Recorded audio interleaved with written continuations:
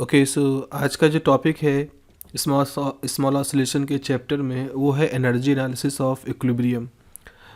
For simplicity मान लें कि हमारे पास एक ऐसा सिस्टम है। सपोज ये हमारा बॉल है, जो हमारा मेन सिस्टम है, और ये एक मीन पोजीशन है इसकी, जिसको कि हम एक्स नॉट से रिप्रेजेंट कर रहे हैं। ओरिजिनल पोजीशन है ये इसकी। और जब इसको हम परटर्ब करते हैं तो ये एक जब इस वैली में मूव करता है तो यहाँ से वो किसी समय एक किसी पॉइंट पर शिफ्ट हो जा रहा है, और मान लीजिए कि वो यहाँ तक जा रहा है। तो ये कोई पॉइंट है जो इसकी लोकेशन x2 को रिप्रेजेंट करता है, और वापस से जब ये यहाँ से आता है तो यहाँ पहुँच रहा है, जो कि मान ले लोकेशन x1 है। तो इस तरह से ये टू एंड फ्रो मोशन कर रहा है अपने मीन पोजीशन के अबाउट।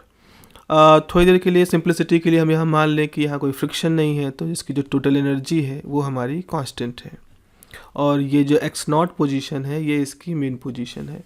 तो हमारे पास ये जो सिस्टम है कंजर्वेटिव सिस्टम है, तो हम कहेंगे कि फॉर एनी कंजर्वेटिव सिस्टम मतलब जहाँ हमने फ्रिक्शन को नहीं कंसिडर किया है, तो फॉर एनी कंजर्वेटिव सिस्टम जो हमारी टोटल एनर्जी है, ऑब्वियस सी बात है मैकेनिकल एनर्जी की बात कर रहे हैं, तो हमारी जो टोटल एनर्जी या टोटल मैकेनिकल एनर्जी है वो काइनेटिक एनर्जी और पोटेंशियल एनर्जी के सम के बराबर होगी। जब यहाँ पे ऑसिलेशन हो रहा होगा तो जो भी काइनेटिक और पोटेंशियल एनर्जी निकलेंगी उनका सम है टोटल एनर्जी।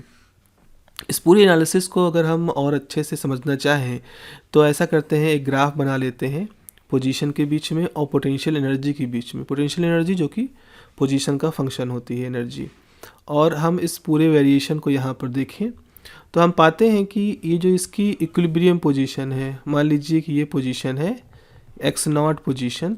तो एक्स नॉट पोजीशन पर जब पार्टिकल रहता है, ये बॉल रहता है, तो उस समय उसकी पोटेंशियल एनर्जी वी नॉट होता है। उसके बाद राइट साइड में जब वो किसी डिस्टेंस x1 तक जाता है, तो जब x1 डिस्टेंस तक जाता है तो यहाँ पर उसका जो पोटेंशियल है वो मान लो कि सपोज इसको x2 ले लें सेकेंड पोजीशन पर, तो ये vx2 हो जाता है। और जब वो लेफ़्ट साइड में जाता है वो ऑब्जेक्ट, तो x1 पोजीशन पर, और यहाँ पर उसकी पोटेंशियल एनर्जी vx1 हो जाती है।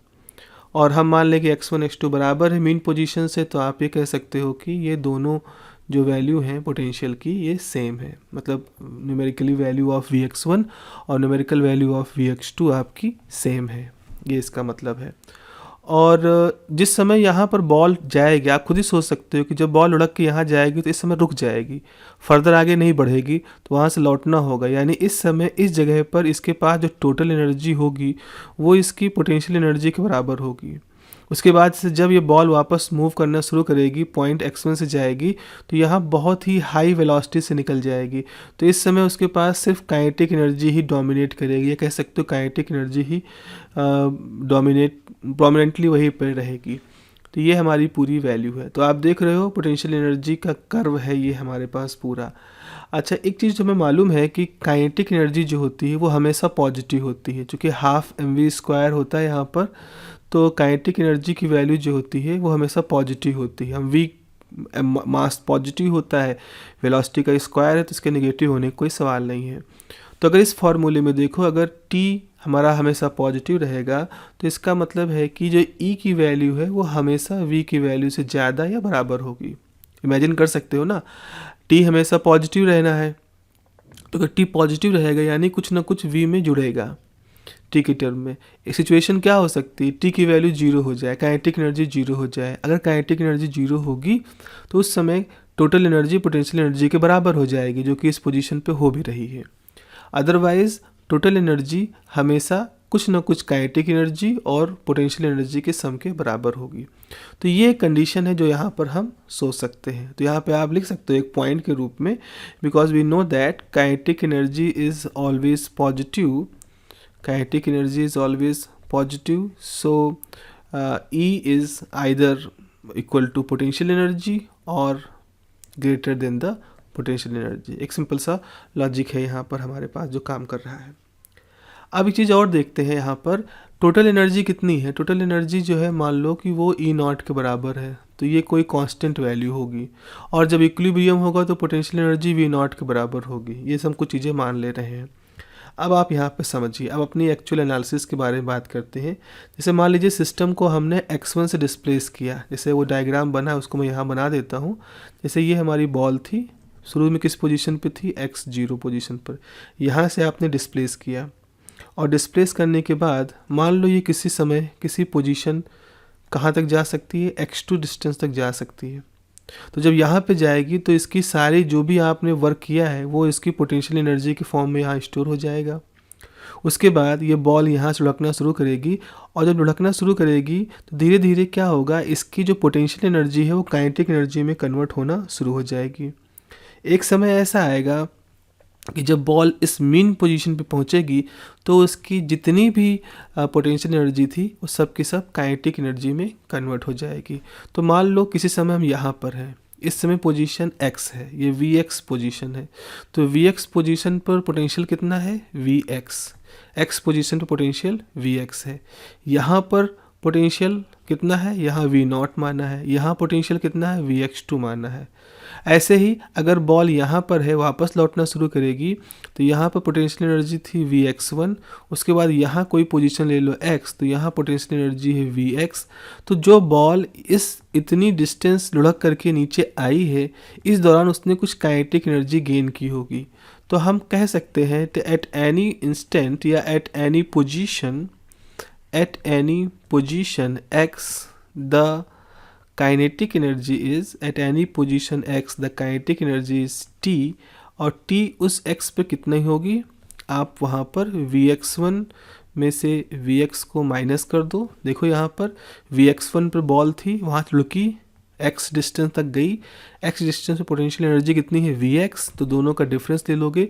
तो ये जो difference in the potential energy है असल में वही law of conservation of energy से काइनेटिक एनर्जी में कन्वर्ट हो गई है। अब हमारे पास अब हम यहाँ पर एक चीज़ कह सकते हैं बहुत ही कॉन्फिडेंट से कि हमारे पास दो एक्सट्रीम पॉइंट थे। जरा अपने ग्राफ को देखें, हमारे पास दो एक्सट्रीम पॉइंट थे, एक एक्सट्रीम पॉइंट vx2 है, एक एक्सट्रीम पॉइंट vx1 है। और सबसे ख़ास बात क्या है कि vx1 की वैल्यू हमने vx2 के बराबर ले रखी है, ये दोनों बराबर हैं, दोनों की वैल्यू बराबर है। अब यहाँ पर हम रॉली थ्योरम का इस्तेमाल करते हैं, अलजेब्रा की बेसिक, रियल एनालिसिस कह लो या अलजेब्रा की बेसिक थ्योरम है। वो ये कहती है कि अगर हमारे पास एक पोजीशन x1 है, एक पोजीशन x2 है और हम उनके बीच में किसी पॉइंट x की बात कर रहे हैं, तो रॉली थ्योरम कहता है कि इस x के लिए हमारे पास एक कंडीशन सेटिस्फाई होगी, एक ऐसी कंडीशन सेटिस्फाई होगी जहाँ काइनेटिक एनर्जी का variation with respect to x 0 होगा और पोटेंशियल एनर्जी का variation with respect to x 0 होगा। ये रॉली थ्योरम मोटे तौर पे ये कह रही है कि अगर दो एक्सट्रीमम पॉइंट हैं तो उनके बीच में हम एक मिनिमम पॉइंट को भी प्राप्त करेंगे। तो दो एक्सट्रीमम है, x1 x2 दो मैक्सिमम पॉइंट है, तो उसके बीच में एक ऐसा पॉइंट ज़रूर होगा जहाँ पर ये कंडीशन काइनेटिक एनर्जी और पोटेंशियल एनर्जी के लिए सेटिस्फाई हो रही होंगी। अब इस थ्योरम का इस्तेमाल करके हम क्या निकाल सकते हैं, देखो जरा देखो यहाँ पर dt बाई dx 0 होने का मतलब है कि ये मैक्सिमा को भी रिप्रेजेंट कर सकता है, मिनिमा को रिप्रेजेंट कर सकता है। ऐसे ही dv बाई dx के 0 होने का मतलब है कि ये पोटेंशियल एनर्जी की मैक्सिमम वैल्यू को भी रिप्रेजेंट कर सकता है और मिनिमम वैल्यू को भी रिप्रेजेंट कर सकता है। आपने एक फार्मूला पढ़ा है कि v बराबर जो होता है वो minus D by D x होता है, negative gradient of potential gives you the force. अब x बराबर 0 पे आप देखो, जब आप x बराबर x 0 पे रहते हो तो वो इक्विलिब्रियम पोजीशन है। इक्विलिब्रियम पोजीशन है कि उस समय कोई भी फोर्स वहाँ पर काम नहीं कर रहा है। तो अगर कोई फोर्स काम नहीं कर रहा है तो इस फॉर्मूले में f को 0 कर दोगे तो dv बाई dx की वैल्यू क्या आ जाएगी आपके पास, dv बाई dx की वैल्यू 0 हो जाएगी क्योंकि f आपने 0 रख दिया है। तो ये कौन सी पोजीशन, यानी x बराबर 0 वो पोजीशन है जिस समय हमारा जो पोटेंशियल एनर्जी है वो मिनिमम है, ये इसकी पोटेंशियल एनर्जी मिनिमम है। और जब पोटेंशियल एनर्जी मिनिमम है तो आपके पास डी बाई डी एक्स 0 कहेगा कि काइनेटिक एनर्जी क्या हो जाएगी, मैक्सिमम हो जाएगी।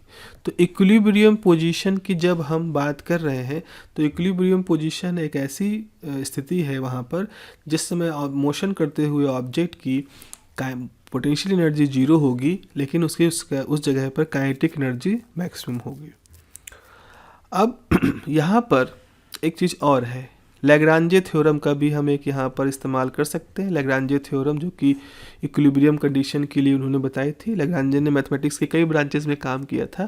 तो इक्विलिब्रियम के टर्म में अगर हम कहें तो लैग्रांजे कहते हैं, लैग्रांजे थ्योरम जो है वो ये कहती है कि फॉर कंजर्वेटिव सिस्टम, इसको मैं लिख दे रहा हूँ, for conservative systems, for conservative systems at position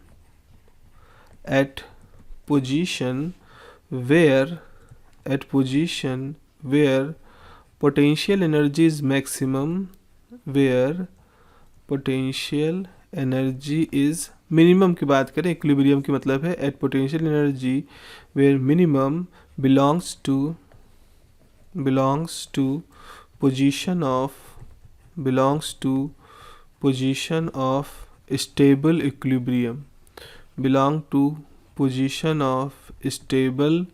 equilibrium, तो लैग्रांजे थ्योरम ये कहता है कि आपके पास कंजर्वेटिव सिस्टम है, यानी जहाँ फ्रिक्शन में एनर्जी लॉस नहीं हो रही है, तो वो जगह जहाँ पर पोटेंशियल एनर्जी मिनिमम होती है, जो कि हमने देखी है x बराबर x0 पर, वहाँ पर स्टेबल इक्विलिब्रियम होता है। तो स्टेबल इक्विलिब्रियम के लिए कंडीशन क्या हो जाएगी? स्टेबल इक्विलिब्रियम यानी कि at x is equal to x0 dv by dx when x is equal to x0, ये भी जीरो होगा, और इस समय dv by dx square x is equal to x0, ये हमेशा पॉजिटिव होगा। ये कंडीशन होती है मिनिमा की। तो मिनिमा की जो कंडीशन है वो ये है कि इक्विलिब्रियम पोजीशन पर dv बाई dx जीरो होगा, लेकिन dt बाई dx स्क्वायर हमेशा पॉजिटिव होगा। अब हम क्या करते हैं, फर्दर इसको एवेल्युएट करने के लिए सपोज़ हम टेलर थ्योरम का टेलर एक्सपेंशन मेथड का इस्तेमाल करेंगे और x इजिकल टू x0 के अबाउट हम टेलर एक्सपेंशन कंसीडर करेंगे। तो यहाँ पर लिखें इस चीज़ को ऐसे, consider the Taylor expansion, consider the Taylor expansion about x is equal to x0। तो कैसे लिखा जाएगा?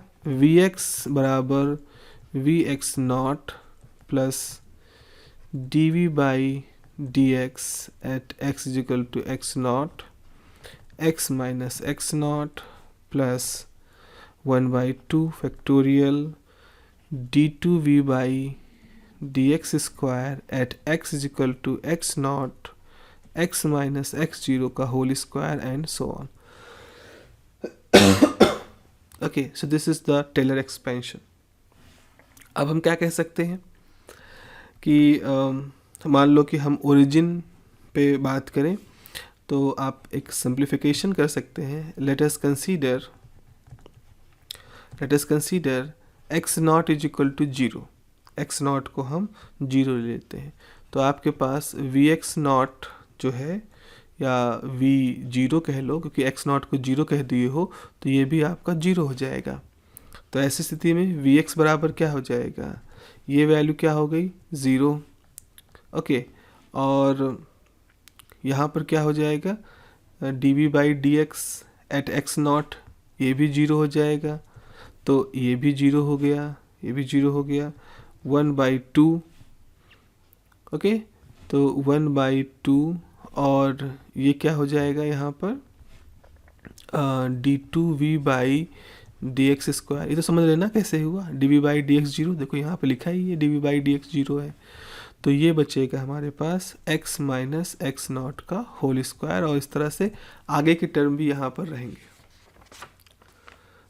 अब सपोज़ हम यहाँ पर कुछ सिंप्लीफिकेशन के लिए क्या करते हैं, vx है हमारे पास, तो ये जो पूरा टर्म है d2v बाई dx स्क्वायर, इसको हम k मान लेते हैं। तो आप लिख सकते हो let d2v by dx square is k, और ये हमेशा पॉजिटिव है। तो आप देखोगे कि हुक्स लॉ जब कहते हैं तो ये के कुछ और नहीं होता है, असल में हमारा स्प्रिंग कांस्टेंट होता है। तो मैथमेटिकली d2v/dx² वाला जो टर्म है वो आगे जाके फिजिक्स में हम उसको एक स्प्रिंग कांस्टेंट के टर्म के रूप में देखते हैं। तो हमारे पास फाइनली क्या बचा, 1/2। 2 का फैक्टोरियल होगा वैसे फार्मूले के हिसाब से, लेकिन 2 का फैक्टोरियल 2 ही होता है।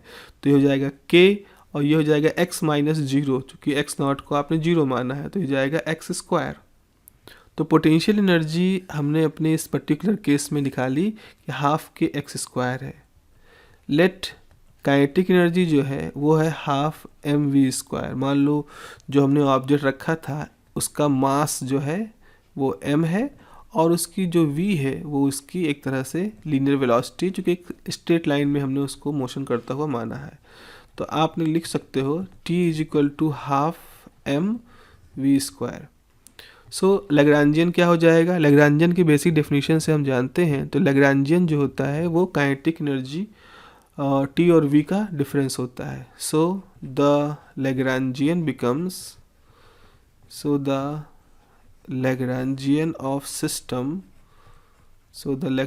Of system is L = t - v, v is function of x। तो t है हाफ mv² और v है हाफ k x²। अच्छा, v को हम क्या लिख सकते हैं, x डॉट, तो हाफ mx² का whole square minus half k x²। ये हमारा ओवरऑल लैग्रांजियन हो गया। और आप देख रहे हो कि इस लैग्रांजियन में x जो है वो एक जनरलाइज कोऑर्डिनेट के रूप में दिख रहा है। तो आप लिख सकते हो suppose x is generalized coordinate, x generalized coordinate है। So Lagrange equation of motion becomes, so Lagrange, let us start from here. So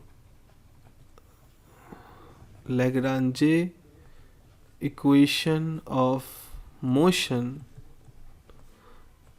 becomes, Lagrange equation of motion क्या हो जाएगा, ये हो जाएगा d/dt, ओके, dl/dx डॉट, चूँकि आपने x को जनरलाइज कोऑर्डिनेट माना है, dl/dx = 0। अब आप देखो यहाँ पर क्या होगा, del/del x डॉट क्या होगा, वो हो जाएगा half m x dot square था तो 2x डॉट ऐसे हो जाएगा, ये 2 कैंसिल हो जाएगा, सिंपली बचेगा mx dot. Also del x क्या हो जाएगा, माइनस हाफ m2x, 2 कैंसिल हो गया तो ये बचेगा माइनस mx। हेंस आप लिख सकते हो d/dt of mx dot plus mx = 0, या आप लिख सकते हो mx double dot is mx = 0। Okay, I think ये m नहीं है, ये k था। Let me correct this, k spring constant था, this was the k, sorry for this mess. So आपके पास हो गया kx double dot = k/m, x = 0। Put आप यहाँ पर मान सकते हो ω² इज k/m, और बेसिकली यहाँ से ओमेगा = k/m हो जाएगा, जो कि और कुछ नहीं है, ये एंगुलर फ्रिक्वेंसी का ही टर्म होता है। और यहाँ से हम एक और ख़ास चीज़ यहाँ पर देख सकते हैं, यहाँ से हम क्या देख सकते हैं कि k क्या था, k आपने माना था d2v/dx²। तो आप क्या ऐसा नहीं लिख सकते हो, और इसको ऐसे लिख सकते हैं ना, v डबल डैश, एक नोटेशन के फॉर्म में डबल डेरिवेटिव अगर v का x के साथ है तो उसको हम डबल डैश रिप्रेजेंट करते हैं। तो ये असल में आपके पास आ जाएगा v/m। This is so important formula, ख़ासतौर पे अगर सिविल CSIR की तैयारी आप करो तो वहाँ पे देखते हो कि इस पे जुड़े हुए सीधे न्यूमेरिकल पूछ लेते हैं, आपको पोटेंशियल दे देंगे और आपसे एंगुलर फ्रिक्वेंसी पूछेंगे। अब आप थोड़ा सा यहाँ कंफ्यूज हो जाओगे कि आखिर पोटेंशियल से हम एंगुलर फ्रिक्वेंसी कैसे निकालें। तो बेसिकली वहाँ पर आपको पोटेंशियल का डबल डेरिवेटिव निकालना पड़ेगा, उसको मास से डिवाइड करना पड़ेगा, and then you will get the angular frequency. तो ये क्वेश्चन बहुत ही सिंपल एक तरह से कह सकते हो, या इसको ऐसे देख सकते हो कि एक्चुअल हमारे पास जो इक्वेशन है इसमें k है और m है। जरा मेन इक्वेशन पे जाके देखो, लेग्रांजे को देखो। लेग्रांजे में अगर आप देखोगे कहाँ है लेग्रांजे, लेग्रांजे ये है। तो लेग्रांजे में v का कोफिशिएंट कौन है, m है, और x स्क्वायर कोफिशिएंट k है। तो ये जो फॉर्मूला आया ओमेगा कुछ ऐसा है कि अंडर रूट के किसका कोफिशिएंट था, एक्स स्क्वायर का। तो आप लिख सकते हो k coefficient of x square divided by coefficient of v square. यही तो है, m जो था वी स्क्वायर कोफिशिएंट था और जो k था वो एक्स स्क्वायर कोफिशिएंट। तो अगर आपको लैग्रांजियन दे दिया जाए और आपसे उसकी एंगुलर फ्रिक्वेंसी ओमेगा पूछी जाए, तो आप इस फॉर्मूले से उसको कैलकुलेट करके निकाल सकते हो। तो ये भी एक अच्छा रिलेशन, ये भी बहुत अच्छा रिलेशन है।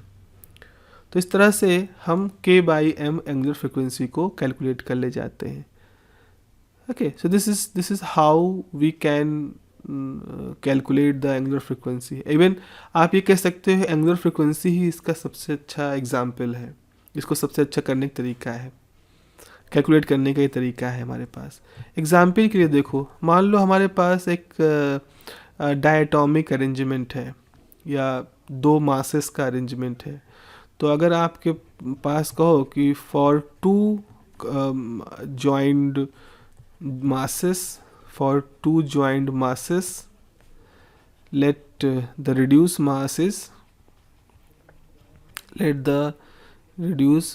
mass is mu। तो mu इज इक्वल टू क्या हो जाएगा, m1 m2 upon m1 plus m2। तो ऐसी कंडीशन में लैग्रांजियन क्या हो जाएगा, लैग्रांजियन हो जाता है half mu v square minus half k x square. तो यह एंगुलर फ्रिक्वेंसी हो जाएगी k बाई म्यू, m की जगह पर म्यू। तो अगर इसको हम देखें तो ये हो जाएगा म्यू बराबर m1 m2 नॉट प्लस वाला प्लस अपॉन m1 m2 ये। तो ये एक अच्छा सा रिलेशन, इसको ठीक से मैं कर देता हूँ, आप यहाँ पर देखिएगा ये प्लस है m1 plus m2 upon m1 m2। तो this is another good relation जो कि आप देखते हैं क्वेश्चन पेपर में पूछे जाते हैं। So this is a very nice example. तो यहाँ से हमारे पास एक जनरल सा डिस्कशन हो गया। अगला जो डिस्कशन हम कर सकते हैं वो है एक ऑसिलेटर है जिसमें कि दो मासेस हैं, कपल्ड ऑसिलेटर है हमारे पास, एक तरह से कह सकते हो। उसके लिए अगर हमें एनालिसिस करनी हो, एंगुलर फ्रिक्वेंसी वगैरह कैलकुलेट करनी हो तो कैसे कैलकुलेट करेंगे। So that is a very important result and also a very interesting process to see a two mass system जो कि एक साथ जुड़ करके कपल होकर के ऑसिलेट करेगा। सो मिलते हैं अगले डिस्कशन में। So have a nice day and take care of yourself. Bye bye.